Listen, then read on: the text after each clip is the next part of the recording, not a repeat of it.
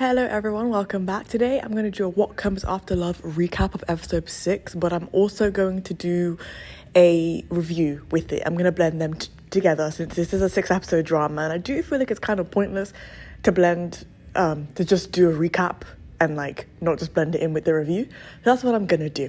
So I'll tell you what Comes After Love is about if you want to check it out, and then I'm going to get into all the spoilers. So What Comes After Love is a melodrama, about a young Korean woman who travels to Japan when she's young and falls in love with a Japanese man.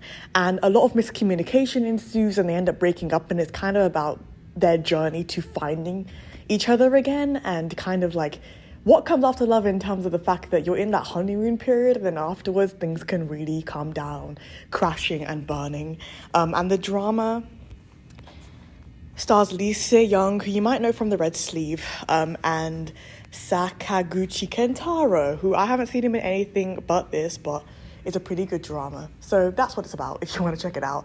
It's melodramatic, but not in a comedic way. Like, it takes itself very seriously and is one of the best melodramas I've seen, because I've seen a mix of melodramas that are quite unserious but take themselves seriously, and then melodramas that are truly just satire. And this one is just a melodrama. It's melodramatic, but in a really good way. Like, it makes you think. I had so many moments where I was thinking about love and the things that can affect people's relationships in real life. And it's a brilliant drama, genuinely. The acting's great, the music's fantastic, the performances are great, the characters feel really real. It's one of those dramas that you watch and you're like, the characters feel like they have flesh, like they just feel fleshly. And so that's what I'm going to be talking about today. So yeah, let's get into the recap now, and then I'm going to get into the review. So in episode 6, spoilers ahead, this is what happens. Jungho and his ex Kana have dinner, and his ex asks him how he sees her. He doesn't really reply. And then she says to him that love is something I can't control and that she's too late, but that she knows he basically doesn't like her. And then she then says the one you can't forget was standing by the entrance, which is obviously Choi, the female lead. Kana encourages him in a later scene to say out loud how he truly feels. And then Choi wants to contact him, basically, to give him flowers, to say thank you about writing the book and teaching her about her own loneliness and her own history with love, per se. And then Choi visits her friend, and her friend asks if she's going to say goodbye to Jungho before he leaves for Japan, because he's been here in Korea to publish his book and everything. And then, Kana says we get an understanding of what love is through loneliness.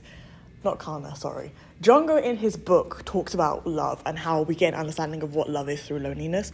And Choi reads the book about her, and it's the sweetest thing, filled with all these promises about love and all their sweet moments and how he truly feels about her. The things that he couldn't say that caused their relationship to break down is exactly what he wrote in the book. And he says it in episode 2. He struggles with his words, but he's able to write things down, and that's exactly what he did. They then have a phone call, and Jungho clears the misunderstanding about Kana. He tells Choi, I'm not dating her, I'm not with her, let's have a chat. So then they meet over dinner, and Choi basically rejects him and is I don't want you, whatever. And she starts crying in her car. It's like she's almost trying to hurt him the way she was hurt by him all those years ago, as payback. But then, instead of going back to Japan, after that incident where she rejects him, he actually finds her in the park, and he runs after her. And she's like, what? Why are you here? And they have a discussion. They have a talk. And they get emotional. And he tells her that he finally understands why she was always running. She was trying to get rid of her loneliness. And they say sorry to each other. He wipes her tears. They hold hands, and it snows. So then we skip to summer, and they run together in the summer. And the last line we get, as the screen fades to black, is spring blossoms are the answer to the snowflakes of winter, which, such a poetic and beautiful line. And this is a romantic melodrama, right? So we're really just discussing love and relationships here. So it's good that it's 6 episodes. This drama could not have been any longer, truly. It would have turned quite bad, actually, because they're why are you dragging this out? But 6 episodes was perfect for this drama, and I thoroughly enjoyed it, especially this episode. Now let's get into the review. So, 6-episode drama, there's a melodrama. I liked everything about this drama. This is going to be one of my shortest reviews because I've actually given this drama a 10 out of 10 on my My Drama List site, which there's no drama I've watched this year, K-drama, J-drama, C-drama, that I've given a 10. Even the ones that I've loved, I've given, I think, between a 9 and a 9.5.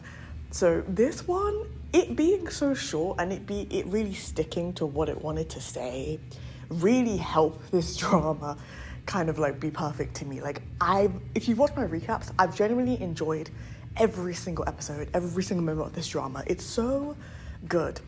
And there are so many important lessons to learn about love and relationships and time and essentially what comes after love. And I have enjoyed every step of this journey. I really don't have much more to say in my review. There's not anything I didn't like about this drama. Like, there truly is nothing I didn't like about this drama. I'm trying to think and I can't think of anything. I loved the cinematography, I loved the costumes, the acting, the music, the OST, the scenery, the way they use flashbacks. It made so much sense for the story. I know some people don't like flashbacks in TV shows, but in this case, it made sense. It was a show that was trying to, talk us through things through a timeline. In some cases, there'd be like a voiceover because it wanted us to understand the present. And I think for this kind of story, flashbacks made sense. I loved it. Some people might hate it, but I loved it, okay? This is one of my favorite dramas this year. It really shot it out of the water. Like, this is like my number one drama this year, pretty much. And I haven't enjoyed that many dramas I have released this year, so honestly, I really loved it. And let me know in the comments below if you liked it too. Let me know if you didn't like it too, and tell me why you didn't like it if you didn't like it. If you like my channel, please subscribe. If you like this video, please hit the like button below. Thanks so much for listening. Bye-bye.